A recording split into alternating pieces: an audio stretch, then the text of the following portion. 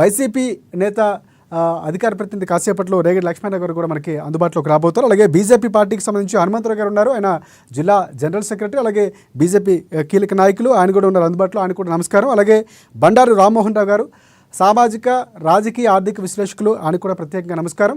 And ఈవేళ మనం ప్రధానంగా విజయసాయిరెడ్డి అంటే హఠాత్తుగా కాంగ్రెస్ పార్టీకి సంబంధించినటువంటి నేతలు కానీ, ఇటువైపు బీజేపీకి సంబంధించి కానీ, జనసేన నుంచి నేతలు కూడా అంటే ఒక రకమైనటువంటి అభిప్రాయాన్ని వ్యక్తం చేస్తున్నారు. అసలు విజయసాయిరెడ్డి ఎందుకు రాజీనామా చేస్తారంటే పెద్ద ప్రశ్నార్థకం. ఎందుకంటే అవినీతి ఆరోపణలు చాలా ఉన్నాయి. సో ఆయన కేసుల్లో ఉన్నటువంటి పరిస్థితి, జగన్ A1గా ఉంటే A2గా ఉన్నారు. ఎందుకు ఇవన్నీ జరుగుతున్నాయి అనేది మన ప్రధానంగా ఉన్నటువంటి ప్రశ్నలు. సో ముందు మనం ఒకసారి టీడీపీ దగ్గరికి వెళ్దాం. టీడీపీ నుంచి మనకి వరలక్ష్మి గారు ఉన్నారు. వరలక్ష్మి గారు నమస్తే.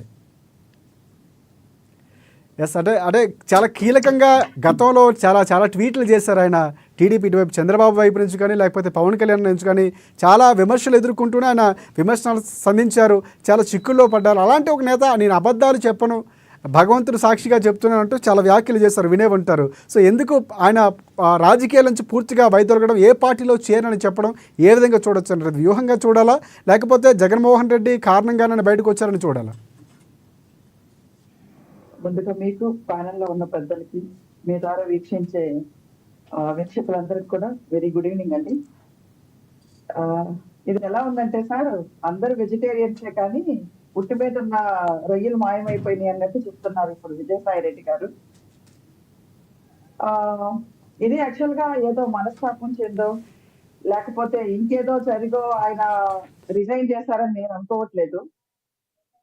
జగన్మోహన్ రెడ్డి గారు, విజయసాయి రెడ్డి గారు అవిభక్త కమలండి. అంటే మా మెడికల్ టర్మ్ అంటారు, ఎవరు విడతీయలేరు అనమాట.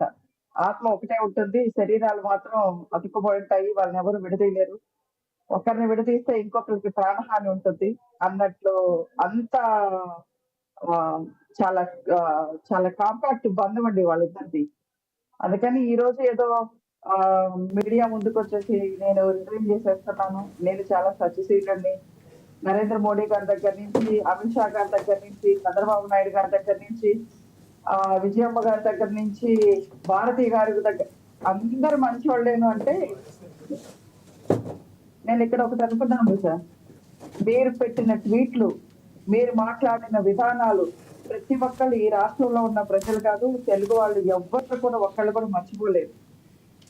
మీరు ఏ విధంగా ప్రజలందరినీ రెచ్చగొట్టి, ఇంతకు ముందు ఏదైతే తెలుగుదేశం పార్టీ ప్రతిపక్షంలో ఉన్నప్పుడు మీరు ప్రజల్ని ఎంత దారుణంగా రెచ్చగొట్టి ఎన్నెన్ని కార్యక్రమాలకి మీరు శ్రీకారం చుట్టుంటారో ప్రజలందరికీ తెలుసు. ఈ రోజు ఏదో ఒక్కరోజు అయిపోయిందని కాదండి.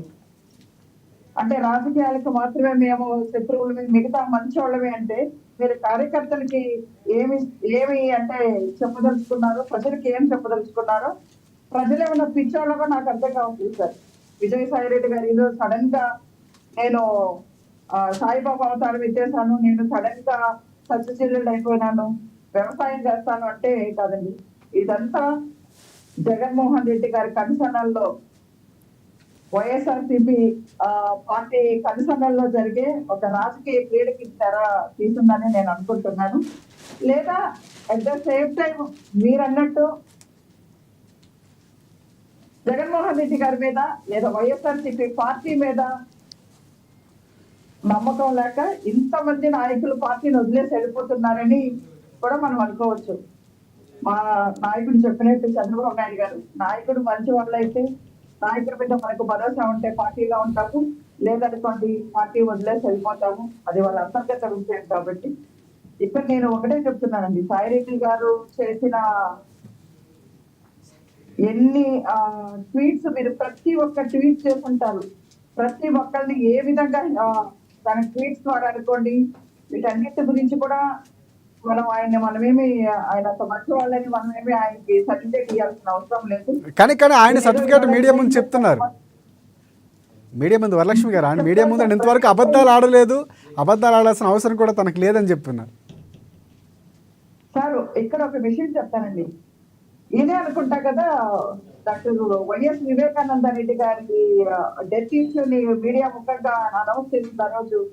ఇది గుండెపోటు వలన వైఎస్ వివేకానంద రెడ్డి గారు చనిపోయారని, ఆ తర్వాత ఏం జరిగిందో మనందరం తెలుసు. అంటే ఈ ఒక్క ముచ్చటకు చాలు ఆయన అబద్ధాలు ఆడతారా, అబద్ధాలు ఆడరా అనే విషయము. అంటే ఒకటి సాధారణంగా అబద్ధాలు ఎవరు ఆడుతున్నారు. అబద్ధం ఆడకుండా ఉంటారని నేను అనుకోవట్లేదు. ఎవరైనా సరే అవసరాన్ని బట్టి ఆడుతూ ఉంటాం. రాజకీయాల్లో అబద్ధాలు ఆడడం అనేది పెద్ద తప్పుగా కూడా పరిగణించక్కల అందరూ ఆడుతున్నటువంటిదే. కానీ ఆయన ఆడనని చెప్పడం అనేది కొంచెం ప్రశ్నార్థకరంగా అనిపించింది, ఆశ్చర్యంగా అనిపించింది. సార్ ఎవరికి వాళ్ళు ఐఎస్ఐ సర్టిఫికేట్ ఇచ్చుకుంటే సరిపోదు కదా. Yes. ఆ మనిషి క్రెడిబిలిటీ ఏంటి, ఆ మనిషి వ్యక్తిత్వం ఏంటి అనేది ఈ రాష్ట్రంలో ఉన్న ప్రజలందరికీ తెలుసు, దేశ ప్రజలకు కూడా తెలుసు. అందుకని ఎట్లుందంటే ఎవరైనా